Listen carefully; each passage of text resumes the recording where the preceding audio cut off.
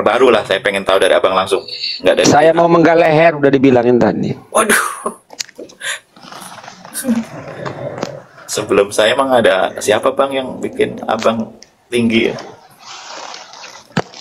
Yang jelas, pokoknya saya akan penggal leher. Wow.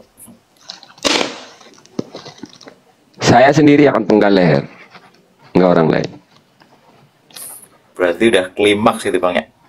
Klimaks. Dan saya baca takbir nanti sebelum penggal lehernya. Allahu Akbar, Allahu Akbar, Allahu Akbar. La ilah. Ya motong leher kambing emang nggak mau leher apa? Ya kirain bebek apa ayam gitu, ternyata kambing. Ya kambing lah emang. Masa saya mau penggal leher pendukung PIK? Masa saya mau penggal leher kades-kades? Masa saya mau penggal leher pegawai BPN? Ya nggak boleh lah. Ya, saya mau penggal leher kambing. Masa saya mau penggal leher pendukung PIK? Masa saya mau penggal kades-kades? Masa saya mau penggal leher orang BPN? Siap. Kendati mereka saya anggap pengkhianat, tapi ya kepala mereka nggak boleh dipisahin dari badannya. Mereka nggak boleh dipenggal. Gitu. Iya bang, memang Ya. kalau lawan oligarki itu memang ya berat sih, tapi harus kita mulai. Kalau Oh iya. iya, emang kita jadi negara budak, budak oligarki. Saya menyadari itu dan sudah lama. Ya, sampai orang mana Kitoro. Saya orang Jogja dan tahu, Ya. aku tahu sejarahnya dulu berdirinya Indonesia dari kerajaan seperti temanya si abang ya. Ya, Saya dulu belajar tentang sejarah kan.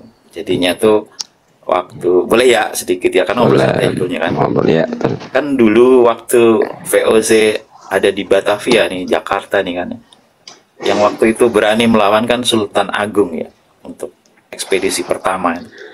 Walaupun nggak berhasil pertama juga, kedua juga nggak full berhasil.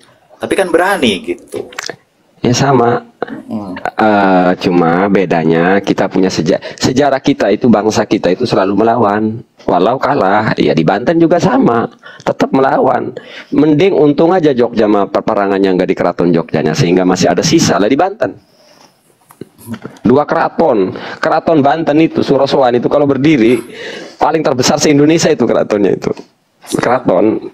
Ya karena demi harga diri, demi sebuah harga diri ya. Iya benar. Harus runtuh gitu loh. Nah inilah yang tidak dipahami oleh para pendukung. Ya mungkin karena mereka ada campuran DNA, mungkin ya ada campuran DNA Londo Irang, mungkin pengkhianat. Kan dulu apa namanya, waktu penyerangan ke Batavia kan itu dengan strategi ya, maksudnya ya, direncanakan lah gitu ya. Tapi kan di serangan kedua kan justru Londo Ireng itu dan masih kerabat raja lah gitu berkhianat, aku lupa namanya itu, membocorkan bahwa ada lumbung pangan yang dilakukan Mataram untuk menyerang Batavia yang daerah Kerawang tuh. Akhirnya kan dihabiskan dulu itu logistik pangannya. Tapi gini ya, gini, mohon maaf saya potong. Berbicara sejarah, ini tidak boleh diabaikan oleh bangsa Jogja ya. Ya. Bangsa Jogja dulu belum dipersatukan NKRI, itu masih kerajaan antar kerajaan, dan jiwa bangsa Jogja itu, terutama sultannya, Sultan Ageng, itu menolong, membela saudaranya. Padahal beda bangsa waktu itu ya. Iya. Dua negara itu, Batavia dengan Jogja itu dua negara. Tapi itulah hebatnya bangsa Jogja, menolong saudaranya. Nah hari ini kita sudah disatukan NKRI. Jadi mestinya hari ini bangsa Jogja itu tampil kayak dulu. Kalau hari ini bangsa Jogja bangga dengan sejarahnya dulu, sebagaimana bangsa Banten bangga dengan sejarahnya, sehingga kami memilih melawan apapun finishnya. Mestinya ini harus dipertemukan, ini sejarah harus menyatukan kita kembali. Ngomong-ngomong sejarah Kitoro, saya jujur iri sama bangsa Jogja. Di Jogja itu masih ada keraton dan masih ada sultan. Wis kita di Banten udah nggak punya apa-apa. Sultannya entah kemana, keratonnya hancur, budayanya rusak. Di Jogja masih beruntung lah. Oleh karenanya saya ingin sampaikan kepada, bentar, biar duduknya resmian. Oleh karenanya saya ingin sampaikan, saya bangga sama saudara-saudara saya di Jogja, dan sejarah mencatat Jogja membantu Batavia dulu. Dan waktu itu belum satu negara, masih beda negara. Masing-masing memiliki keraton. Tapi disitulah hebatnya bangsa Jogja, sultannya terutama dan para panglima-panglima para tentaranya. Yang ingin saya sampaikan, bangsa Jogja, jika Anda bangga terhadap sejarah Anda, yuk kita jangan hanya membaca sejarah. Hari ini kita harus juga jadi pelaku sejarah. Kita mengulang kejayaan kita. Ingat bangsa Jogja, kejayaan kita semua itu bukan di physically, bukan di bangunan, tapi di harga diri.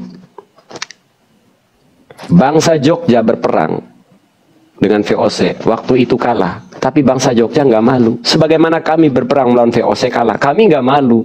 Karena yang kita tangkap adalah harga diri. Yang ditinggalkan Sultan Jogja adalah martabat, harga diri sebuah bangsa. Itu kan yang jadi kebanggaan bangsa Jogja. Sebagaimana kami juga bangsa Banten, bangga kepada para pendahulu kami. Kami bangga kepada Sultan Ageng Tirtayasa. Bukan karena menang, tapi karena sejarah beliau mempertahankan bangsa ini. Begitupun sama di Sultan Jogja. Hari ini, mari saya mengajak bersama-sama, sudah waktunya kita jadi pelaku sejarah.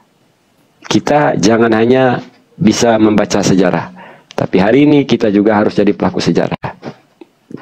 Siap Bang. Ya, sebenarnya kita dari rasa sebenarnya sudah saling emosional, ada sinergi begitu ya. Cuman kalau saya sebenarnya tinggalnya ya di Bekasi sih Bang, nggak di Jogja. Sebenarnya Mataram lah zaman dulu. Karena Mataram dulu luas ya. Iya. Karena terjadi ya perjalanan sejarah lah, ya. Perang Diponegoro segala macam. Mataram ataupun sekarang Jogja ya, saya ingin menyebutnya bangsa Jogja dan bangsa Banten punya sejarah yang sama, yaitu sejarah sebagai sebuah bangsa yang tidak mau tunduk segala bentuk penjajahan. Oke, Kang Kitoro, ini saya persilakan dulu ya. Sri Aningsih, silakan Kang. Ya.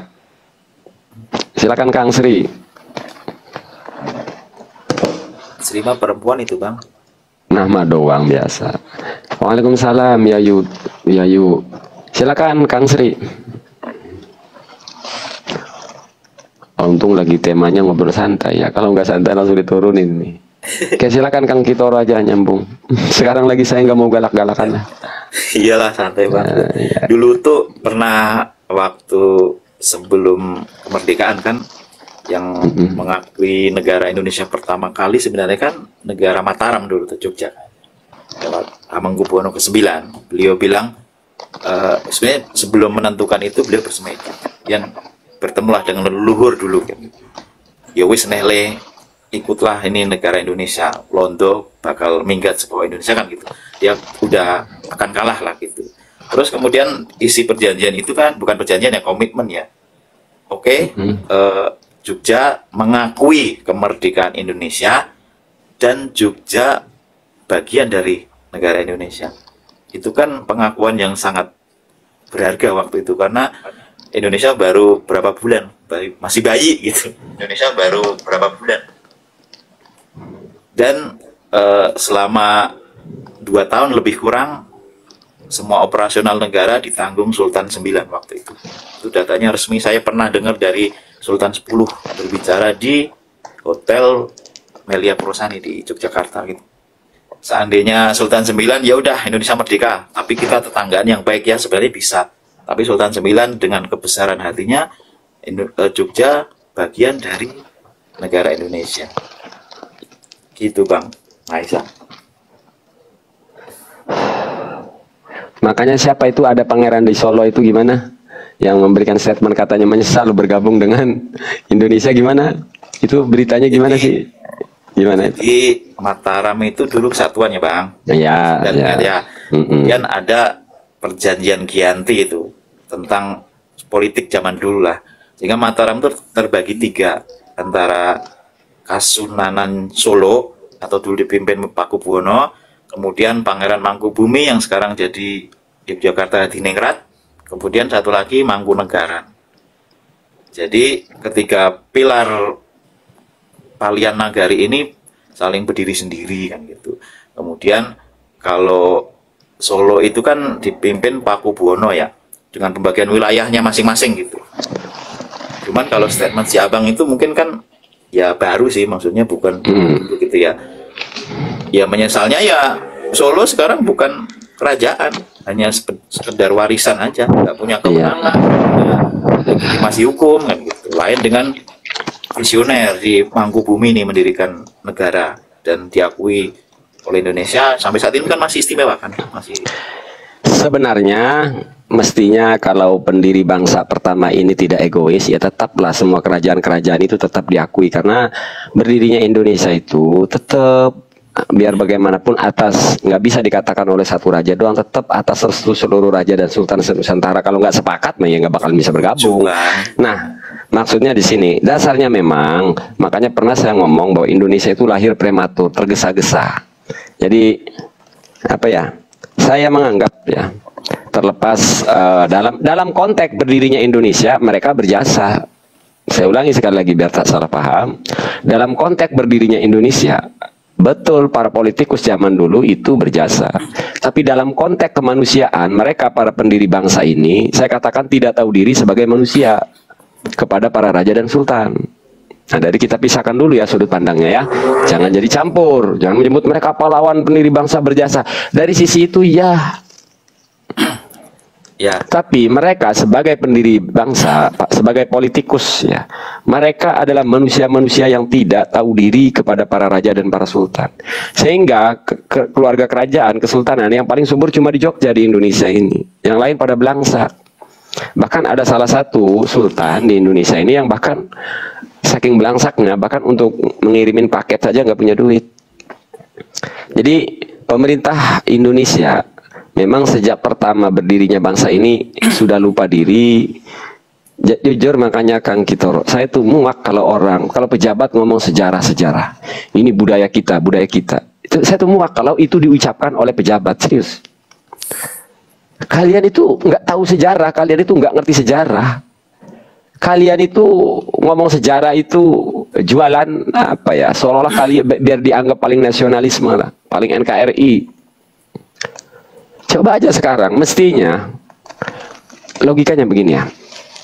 Negara mengeluarkan anggaran untuk bikin kades, bikin bupati, bikin gubernur, bikin anggota dewan. Itu kan negara semua yang memfasilitasi. Tibang-tibang yang dulunya berjasa diabaikan para raja dan para sultan. Logiknya di mana ini? Terus ini ya karena ini ada penontonnya juga ya Bang, mungkin biar nggak tayang di TV. Nih saya sanad informasinya dulu nih. Jadi saya punya kakak, ya. Saya punya kakak, beliau ini kerja di Hotel Melia Purosani, Jogja. Pernah belum Bang? Siap. Kemudian di suatu momen itu di situ ada tokoh-tokoh nasional lah kumpul di situ. Di antaranya ada yang presiden sekarang nih, ada ketua partai. Dan di situ kakak saya mendengar Ngarso Dalem Sultan ke-10 berbicara. Di situ berbicara kepada tokoh nasional begitu ya. Kemudian beliau menceritakan bahwa suatu ketika dulu kan ibu kotanya pindah ke Jogja ya, karena genting di Jakarta. Tahun 48 atau 49 gitu. Saya lupa lah pastinya. Kemudian menceritakan bahwa Bung Karno dan Bung Hatta itu merenung tentang bagaimana nasib Indonesia ini yang masih bayi kan begitu. Nggak punya duit sama sekali, operasional nggak punya, menteri-menteri segala aparatur negara itu nggak punya untuk membiayai. Kemudian mengaduhlah ke Ngarso Dalem 9, karena namanya Sultan tentunya sangat kaya raya lah gitu. Dan itu sebenarnya sudah sangat terbantu dari awal, kemudian sudah berjalan 2 tahun lah. Kemudian di akhirnya ketemu dengan Ngarso Dalem itu, Bung Karno, Bung Hatta ini yang terakhir kali rakyat Jogja sudah tidak punya apa-apa lagi. Suatu momen itu rakyat Jogja waktu itu nggak baik-baik aja, kelaparan segala macam, kemiskinan banyak. Tapi demi Indonesia itu membantu. Dan Sultan 9 ngasih 6 juta gulden waktu itu. Saya nggak tahu sekarang berapa miliar, berapa triliun, saya nggak tahu.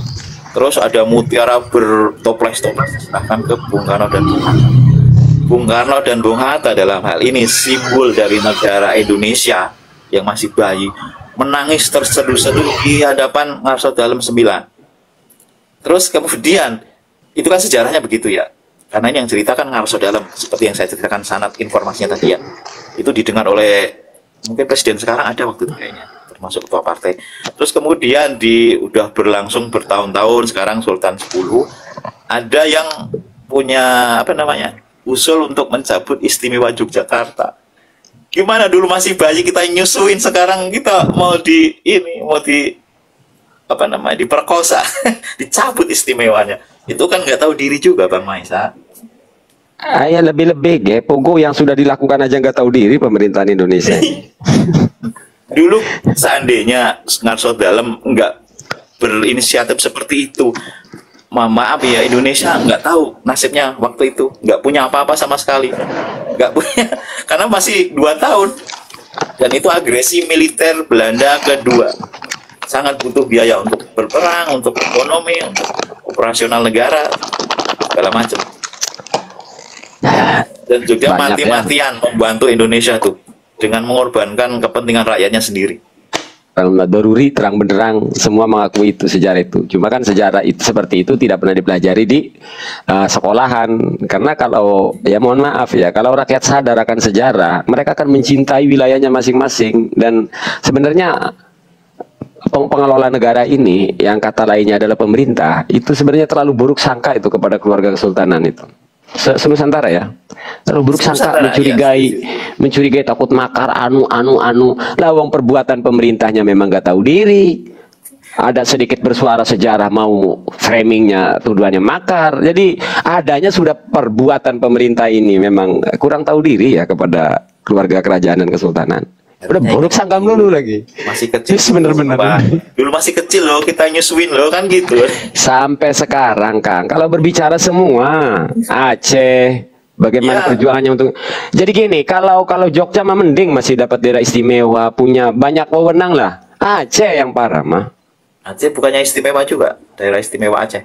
Itu kan belum lama ini. Coba peperangan berapa puluh tahun Aceh? 30 tahun. Bukan peperangan ya, apa ya? Ya peperangan atau bahasa tepatnya gejolak lah. Ya gejolak lah ya.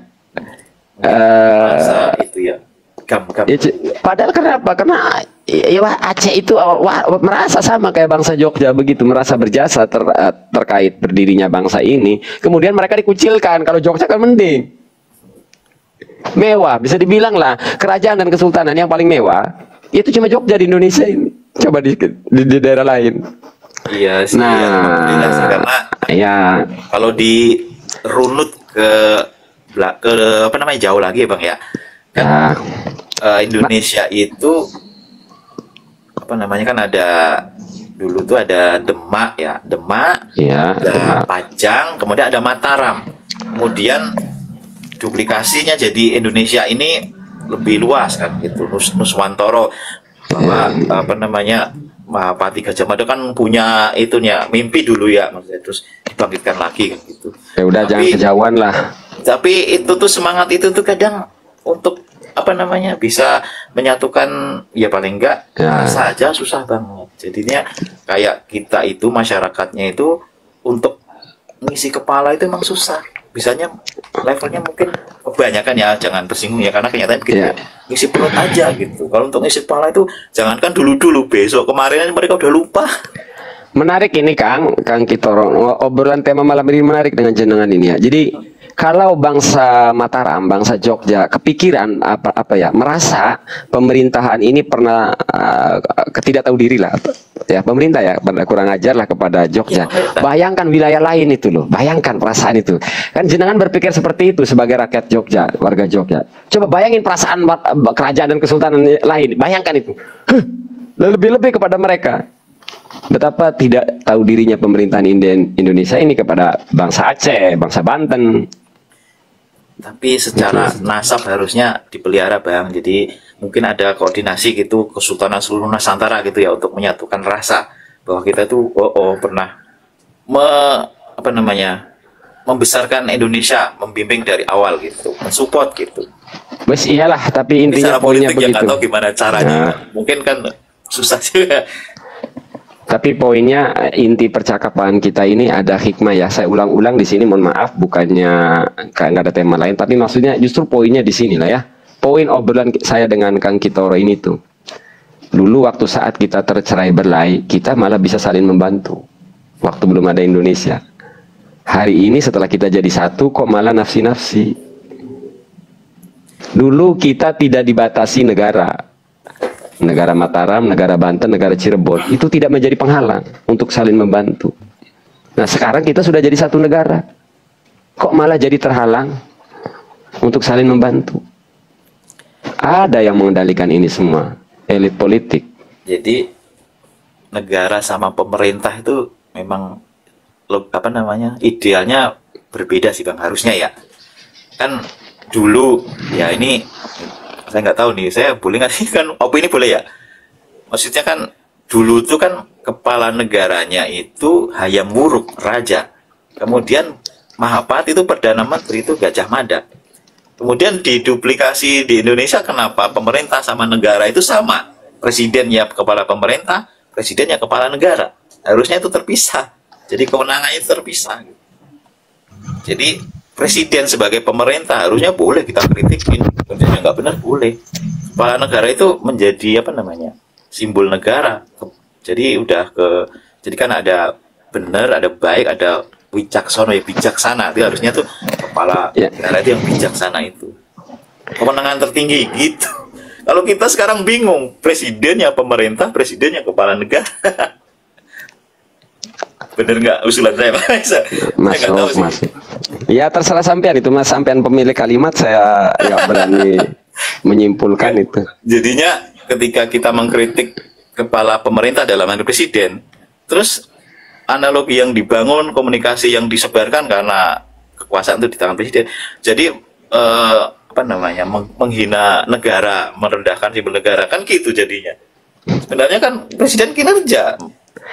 Presiden itu dan seluruh jajarannya itu ya cuma pimpinan pengelola, ketua pengelola negara. Iya, setuju sebenarnya. Tapi kan diartikan di seluruh masyarakat itu beda. Ya. Meyakinkan masyarakat bahwa presiden itu pesuruh rakyat itu susah. Ya, belum susah. Bisa diterima secara luas. Karena masalahnya tadi Kang Kitoro, memang bangsa Indonesia ini dibuat memang sengaja kurang memahami sejarah begitu. Percaya nggak? Kalau semua paham sejarah begini, wah repot pemerintah. Iya sih, tapi gini juga Bang Maisa, saya sebenarnya appreciate ya, bahasa Indonesia apa sih? Ya hormat lah gitu kepada Bang Maisa. Dan dalam hal ini kan warga Banten lah gitu, yang setahu saya belum bangsa Banten. Secara personal. Oh, secara personal. Iya, saya bangsa Banten. Secara personal juga saya bangsa Banten. Iya, ya maksudnya dari Banten lah gitu, dari nggak tahu Tangerang, nggak tahu di mana. Dan sebelum Abang muncul di TikTok kan kita nggak tahu Bang Maisa itu siapa kan? DPR bukan, gubernur bukan kan gitu. Tapi begitu muncul dengan lantangnya, percaya dirinya dan berani gitu. Jadi kemudian energi itu kan menular ke orang lain dengan satu frekuensi yang sama gitu. Betul. Nah, harapan saya itu begitu. Jadi Kang Kitoro, Mas, gini. Saya kan pernah pertemuan dengan 93 raja dan sultan Nusantara ya. Waktu haul Pangeran Jayakarta. Itu mohon maaf saya tak nyombong, itu banyak sultan-sultan dan raja-raja itu minta selfie ke kita. Apa kata mereka? Makasih Kang Maisa sudah menyuarakan hak-hak kami katanya. Ya, cuma kami nggak punya keberanian bicara lantang saja. Aduh, Agan berisik Agan. Ini basic, Kang Agan berisik ini, suara apa ini? Noise Bang. Ini lagi kerja, Kang. Masuk malam ini disambung. Ya kalau kerja mah di bawah aja, soalnya di sini berisik. Di bawah aja, Kang Agan. Nanti ya. Ada perlu nih Kang. Ya, maaf. Ya, tadi sini soalnya nggak berisik. Jadi waktu itu di Cirebon saya kan berbulan-bulan membahas kesultanan dan kerajaan. Ya saya bela hak-hak mereka, saya suarakan hak-hak mereka. Mereka itu punya hak atas negeri ini. Setiap malam pembahasan kita dengan tema yang sama. Hai pemerintah Indonesia, kalian harus tahu diri. Jangan nyuruh anak bangsa mempertahankan budaya sejarah. Bahkan kata Pak Karno ngomong jas merah, jangan lupakan sejarah. Tapi justru Soekarno sendirilah yang melupakan sejarah. Makanya dhallat mau'izatuhu fi qulubin nas. Kalau dulu Soekarno teriak-teriak jas merah, jangan lupakan sejarah, tapi perbuatan dirinya sendiri melupakan sejarah. Hari ini juga ada penerusnya, NKRI, Pancasila, NKRI harga mati, tapi perbuatannya oknum-oknum ini kayak preman, malakin pedagang. Gini Bang Maisa, untuk Gitu. Bung Karno lah, menurut Abang yang melupakan sejarah, Bung Karno yang melakukan apa kira-kira? Saya sih Ya, Bu. literasinya ya nggak banyak. Kan Pak, waktu itu para raja dan para sultan itu menyerahkan pengelolaan kepada Soekarno itu, bukan memberikan wilayahnya kepada Soekarno kan? Bukan, iya benar. Nah ya makanya kalau ditanya, makanya saya memuak kalau ngomong sama orang BPN itu. Ketika ngomong tanah negara, dia saya tak takut ngomong. Sama Saya BPN paling iya muak Bang, tapi sama sama BPN. Bung Karno iya. Oh enggak, ya enggak sama Bung Iya Karno dong, beda ini ya. karena Bung Ya, Karno beda. itu apa namanya? Enggak. Gini, Pertama. selesain dulu ya. Ya beda Siap, ke kalau siap. kalau sama Pak Karno kita yang nggak muak ke. Kan konteksnya kita kan terusin omongan Pak Karno ya. Pak Karno saya nyebutnya melupakan sejarah. Maka kita muak. Lalu kan saya teruskan bahwa para raja dan para sultan ini tidak pernah memberikan wilayahnya kepada Soekarno untuk dimiliki. Itu yang pertama. Bayangkan Indonesia, di setiap jengkal tanah di Indonesia ini, dulu kerajaan dan kesultanan itu berperang ratusan tahun. Para raja dan sultan mempertahankan wilayahnya masing-masing. Nah, ketika penjajah dipukul mundur bersama-sama, wes membangun sistem baru. Itu kan yang disebut al-qadimis al-akhdu bil jadidil aslah. Kan mestinya Soekarno ini merangkul para raja dan sultan. Karena para raja dan sultan inilah yang paling mengerti wilayahnya, kondisi alamnya. Jadi itu mestinya. Nah hari ini maka ketika terjadi hal-hal seperti ini kita muak sama orang BPN. Apa-apa tanah negara.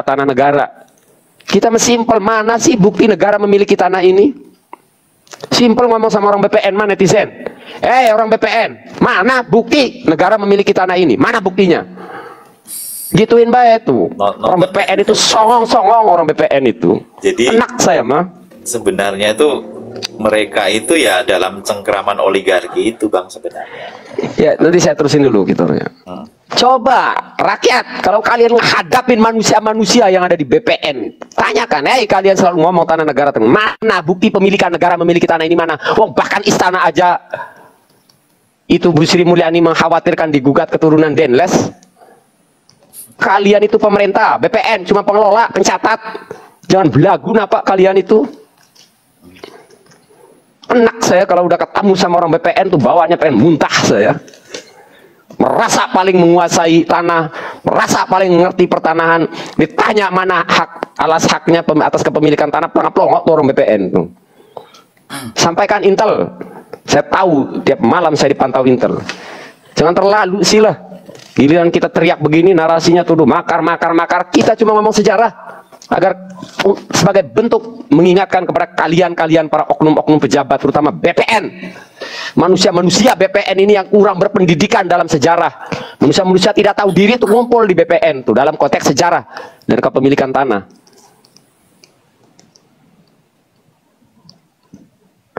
Saya jujur Kang Kitoro, dalam konteks PIK dan wilayah-wilayah lain pengurungan laut itu ya dan macam-macam itu seperti di Banten, saya itu enaknya sama dua kelompok oknum-oknum ini, oknum Kades sama oknum BPN. Serius, saya kalau ketemu sama ngeliat orang BPN itu kayak pengen apa gitu, siap paling. Jadi tanah negara, raimu tukang pencatat aja. Approve. Oke, not ini tak tercatat Bang Maisa. Ya, siap. Jadi istilah Jawa ya. Jawa itu kan ada ini ya, aksara ya, dia bukan huruf, jadi hono coroko kan gitu. Pernah belajar ya Bang ya?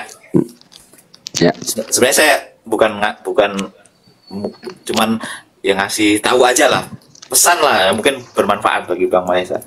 Jadi aksara Jawa itu kalau dipangku mati Bang. Misalnya hono coroko nih. Ko itu kalau dipangku tuh di bawahnya itu ya pangku itu mati jadi K dia, jadi konsonan. Ngopi dulu kali Bang. Enggak, ngambil casan di bawah doang. Terus masih nempel. Siap. Harapan saya nih Bang Mahesa, ya kita tahu kita tuh nggak bisa ngontrol dunia akan seperti apa. Betul. Bisanya kan kita hanya bereaksi atas mereka yang lakukan, kita bereaksi kan. Harapan saya Bang Mahesa ya sehat, tetap semangat gitu. Ya mudah-mudahan terhindar dari yang lain-lain lah, ulah seseorang atau kelompok segala macam. Karena Bang Mahesa itu sangat mungkin ya bagi mereka kan mengganggu sekali. Sangat. Pesannya saya nih selaku aku bisa bantu tapi mungkin secara ini aja, secara rasa gitu ya Bang ya. Amin, terima kasih. Menggunakan energi yang tinggi, timingnya pas Bang. jangan dihambur-hamburkan ke yang lain, karena apa namanya, itu sangat nanti mengganggu psikologis abang. Betul. Harapan saya mah simpel, Kang Kitoro. Harapan saya itu simpel, agar presiden, pemerintah merangkul para raja dan para sultan. Dalam bahasa sederhana saya menyebutnya harmonisasi. Harapan saya itu cuma sederhana kepada pemerintahan Indonesia. Kalian, wahai pemerintah, tahu diri, rangkul kembali para raja dan sultan, minimal sebagai pengawas di daerahnya masing-masing. Jadikan mereka penasehat presiden yang ikut juga serta mengontrol. Dan nanti dia makan, bekerja sama dengan pemerintah, bukan mengemis. Mereka itu tadinya pemilik. Itu harapan si abang kayaknya, aduh bang. Dari sekian yang kita dapat dari informasi ya, maksudnya kita lihat lah apa kebijakannya segala macam.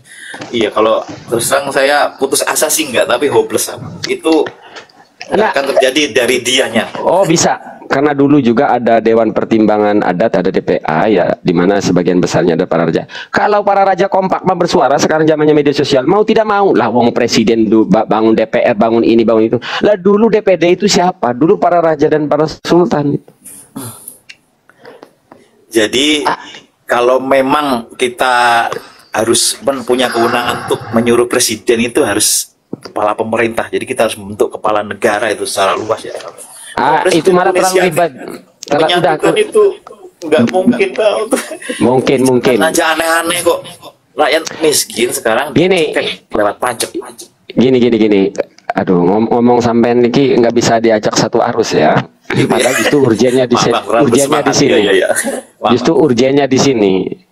Kalau ngebahasnya kepala negara pemerintah itu malah masyarakat kita malah nggak paham, itu terlalu tinggi materinya. Jadi kalau sampai ngomong nggak bisa kalau semua raja para sultan semua speak up, lawang cuma dilibatkan jadi penasehat kok, pengontrol gubernur, jadi penasehat gubernur, apa nggak ngeribetin negara, nggak rugi, bahkan nggak keluar anggaran itu untuk mereka. Tidak perlu.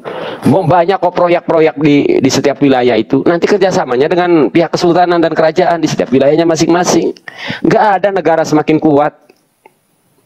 Dasarnya pemerintah terlalu buruk sangka sama para raja dan para sultan. Perbuatannya seperti itu pemerintahan Indonesia kepada para raja dan sultan. Tapi merekanya justru buruk sangka. Gitu loh. Harmonisasi bisa terjadi, bisa nggak ada tidak ada undang-undang dasar yang diamandemen, tidak ada satu undang-undang pun yang dirubah, cukup tarik dari Banten jadi pengawas, pengontrol, penasehat gubernur, sesederhana itu kok. Kalau sampai lawang buktinya sama Jogja bisa kok nggak bisa yang lain. Sebenarnya tuh saya bisa apa enggaknya itu bukan kacamata dari apa namanya kesultanan itu bang, bukan. Saya itu meragukannya apakah pemerintah punya niatan seperti itu gitu. Makanya diingatkan tadi. Kalau bicaranya begini, sampean melemahkan perjuangan saya lah. Malah saya merasa kita gitu, bang. Saya tuh tidak kenal bahasa pesimis, tuh nggak kenal. Karena hasil itu urusan Allah, bukan urusan kita, kan Kitoro. Urusan Oke, kalau bahasa dengan orang Jogja saya mungkin ganti bahasa, urusan Sang Hyang Widi. Bukan urusan Mahesa Albantani, itu urusan Sang Hyang Widi. Jadi jangan fokus kita, sorry bang, karena kita udah tadi fokusnya itu apa namanya, poinnya itu bagaimana harmonisasi itu, bagaimana harmonisasi caranya semua raja dan sultan teriak seperti Mahesa Albantani teriak. Apa kita nggak meminta apa-apa kok. Saya sebagai bangsa Banten, rakyat Banten, mengingatkan pemerintahan agar memberikan apa yang menjadi hak para raja dan para sultan, bukan hanya untuk Banten tapi untuk seluruh Nusantara. Mereka para raja dan para sultan itu punya hak atas kekayaan negeri ini. Untuk menjaga NKRI ini semua harus sejahtera. Plongo dia pemerintah. Siapa yang enak kalian pejabat, rakyat menderita lalu kalian teriak-teriak jaga NKRI, jaga NKRI. Memangnya yang mencintai NKRI ini siapa kalau bukan rakyat? Lu orang mah pejabat pemerintah dapat duit, lu orang mah digaji. Kita ini rakyat ini yang susah payah mempertahankan NKRI dan tidak difasilitasi oleh negara. Justru kita ini dalam konteks menjaga NKRI. Lihat sekarang, bohong kalau pemerintah tidak tahu apa yang terjadi hari ini di Inggris. Ada warga Aceh di sana yang sedang menyiapkan kekuatan agar negeri ini terpecah belah. Bohong kalau pemerintah tidak tahu itu. Justru nanti kita ini yang jadi garda terdepan. Dari kesultanan juga. Jadi kita bisa bersinergi dengan Polri, dengan TNI. Siapa yang mau merongrong negeri ini? Siapa yang lebih mencintai negeri ini kalau bukan rakyat? Pemerintah selalu buruk sangka sama rakyat, tapi perbuatannya selalu menguntungkan pengusaha. Bohong kalau BIN tidak mengetahui keberadaan warga Aceh yang sedang menyiapkan kekuatan di Inggris, di sana, di Belanda. Bohong. Pasti negara sudah mengetahui itu. Sipulannya itu. Bahkan akunnya terang-terangannya itu di TikTok itu. Nah, coba. Hari ini yang menyimak mereka siapa? BIN, BAIS, TNI. Coba kalau dirangkul tuh para raja dan para sultan. Tambah laskar adat, laskar kesultanan di wilayahnya masing-masing. Makin kuat NKRI. Siapa yang dirugikan kalau NKRI, kalau harmonisasi terjadi? Para politikus, bukan negara. Negara makin kuat, NKRI makin kuat. Dasarnya memang otak-otak pemerintah itu dasarnya terlahir dari orang-orang partai yang hanya memikirkan partainya doang. Kalian itu bukan benar-benar menjaga NKRI, pejabat. Kalian sibuk memikirkan partai kalian, sibuk memikirkan perut kalian. Kami ini yang tiap malam memikirkan NKRI. Kami tidak digaji.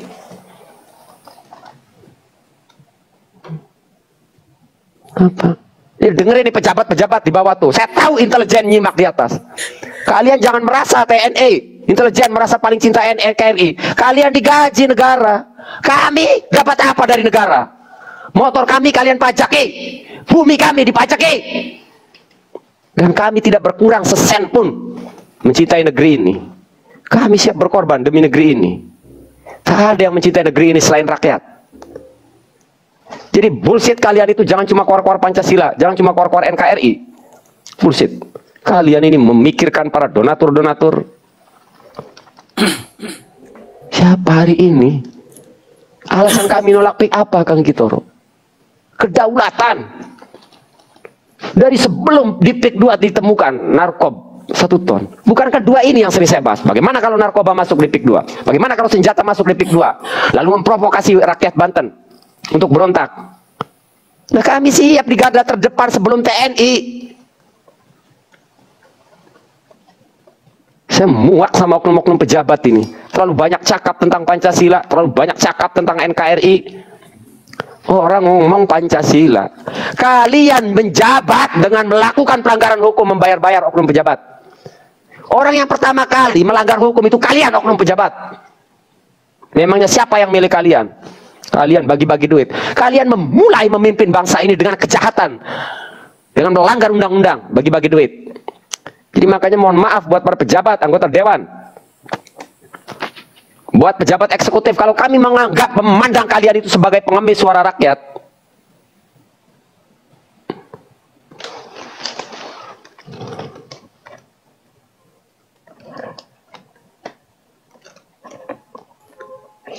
Makanya kita muak kalau ada oknum pejabat ngomong pertahankan NKRI Pancasila. Nggak usah ngajarin kami, hei pejabat. Kami lebih mencintai negeri ini daripada lu orang, para pejabat. Apa yang tidak dipajak ya apa? Listrik naik, saya tak pernah protes. Bensin naik, tak pernah protes. Listrik naik, pajak bangunan, semuanya naik. Pernah tak Mahesa sejak adanya medsos berbicara kenaikan pajak, berbicara membahal-bar? Tak pernah. Saya selalu husnudzon sama pemerintah. Oh, barangkali demi negara. Oh, negara biar ada operasi. Gak pernah Mahesa ngeributin hal sesepele itu. Tapi hari ini di tanah Banten urusannya kedaulatan. Soal administrasi, soal regulasi itu urusan pemerintah. Dengerin Pak TNI, dengerin Pak Polri, dengerin anggota BIN. Soal administrasi membangun Banten memang urusan pemerintah, karena kami tidak diberikan wewenang. Tapi urusan kedaulatan, kewajiban kami seluruh anak bangsa. Kalian tidak bisa membatasi kami untuk peduli terhadap negeri ini. Kedaulatan, kewajiban Mahesa Al-Bantani dan seluruh rakyat Banten, seluruh rakyat Indonesia. Kalau administrasi kami nggak ikut campur memang. Selama ini kami selalu ngikutin peraturan.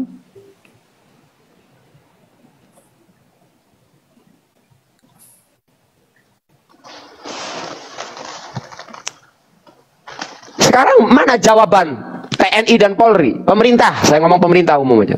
Apa jawaban mereka? Kenapa 1 ton bisa masuk ke tanah Banten? Sabu. Itu membuktikan gagalnya pemerintahan ini melindungi rakyatnya. Silakan dibantah itu. Satu kali lagi, 1 ton yang masuk di wilayah Banten adalah bukti gagalnya presiden, gagalnya menteri, gagalnya TNI, gagalnya Polri, gagalnya gubernur.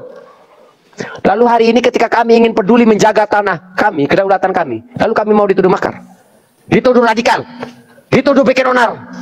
Kalian yang tidak becus. Kalau kami ingin kami diam tenang, buktikan kalian itu kerjanya benar, pemerintah.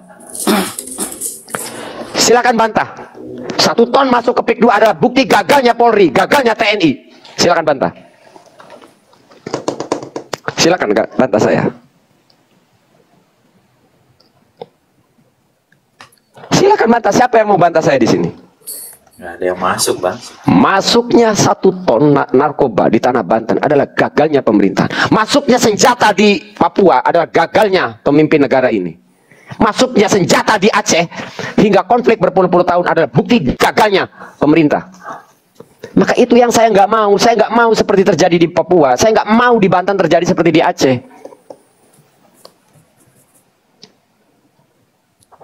Lalu kalian pemerintah di selama ini di media berbicara kerugian petani, kerugian petani, kerugian petani. Pelongo siak yang bukan petani juga rugi dengan cara seperti itu.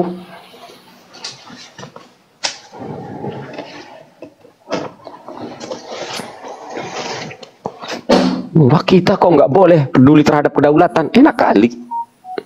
Nggak, mohon maaf. Ini urusan kedaulatan.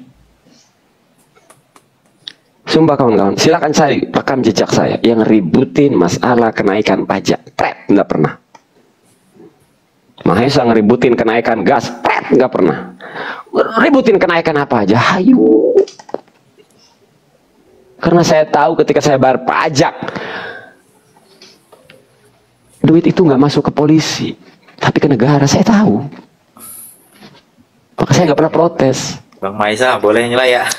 Kita udah panjang lebar ya, poinnya penting lah. Semoga sehat selalu. Bukan melebar, memang tetap semangat.